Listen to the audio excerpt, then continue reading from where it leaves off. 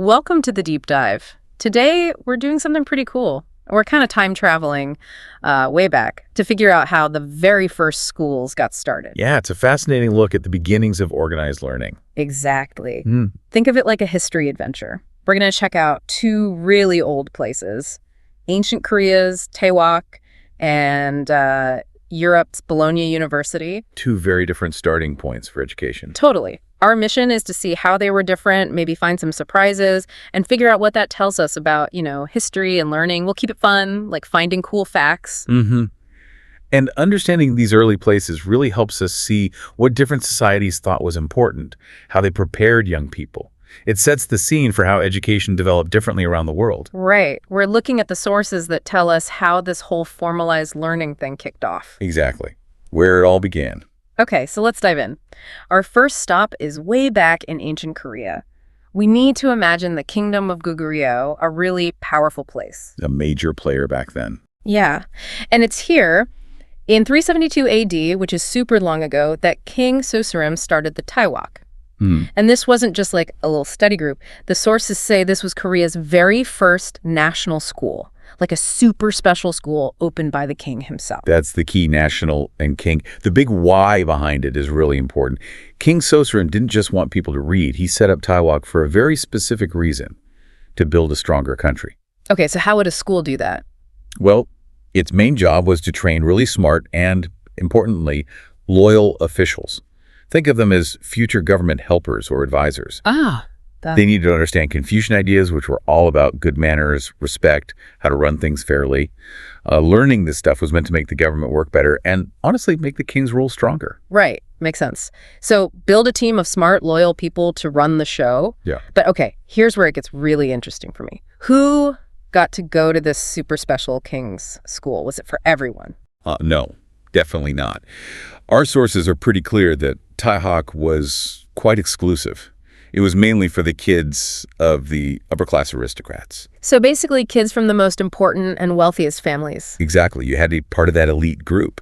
It ensured the future leaders came from this specific stratum of society and were trained in this very specific way. And what were they learning? Just the Confucian ideas? That was a huge part of it, reading and understanding those important books on wisdom and good behavior. But here's the unique twist. They also learned martial arts. Whoa, really? So books and fighting. Yes, Yeah. Both brains and brawn. They were training to be smart scholars and skilled warriors. The Korean sources talk about this ideal of Munmu Gyeombi being skilled in both literary and martial ways. Wow, that's different. Why both? Well, think about the time. For a kingdom like Goguryeo, a leader needed to be wise, yes, but also strong enough to defend the kingdom. Oh, okay. Threats were probably common. Exactly. So training the elite kids to be good with, both strategy and swords, it just made practical sense for governing and protecting a powerful kingdom. Education was directly tied to what the state needed. Okay, that paints a really clear picture. Now let's zoom across the world and jump forward in time quite a bit. We're heading to Europe, Bologna, Italy. A very different context. Here we find Bologna University started much later, in 1088 AD, and this is known as the very first university in the Western world. But guess what? This school started in a totally different way. Completely different origin story. This is really a key contrast. Yeah. Taewhak was created by the king, top down. Right. Bologna University. It basically started itself, bottom up. It began as a kind of guild. Like a club. Yeah, sort of like a special club or maybe a team formed by students and teachers who just really, really wanted to study certain things deeply. They organized themselves. No king involved. Nope. It was driven by the learners and teachers. And their main focus, especially early on, was something quite specific: secular law. Secular law, meaning? Laws for everyday people and business, not just religious rules from the church. Stuff needed for trade, contracts, city life. So it was people coming together because they wanted the knowledge, not because a ruler ordered it. That is a huge difference. A king's school versus a students' and teachers' school. So who studied at Bologna then? Was it also just the rich kids? Well, that's another big difference. Compared to Taewhak's exclusivity, Bologna was open to more diverse students. Okay. It wasn't just kids from noble or super wealthy families. You had people from different backgrounds, sometimes older students, who came specifically because they wanted to learn a profession. So all sorts of people could join. Relatively speaking, yes. It was much more open in that sense. And what they learned was also quite different. Remember Taewhak's broad scholar warrior thing. Yeah, brains and brawn. Bologna was all about specialization. You went there to become an expert in one particular field, like law or medicine or theology, the study of religion.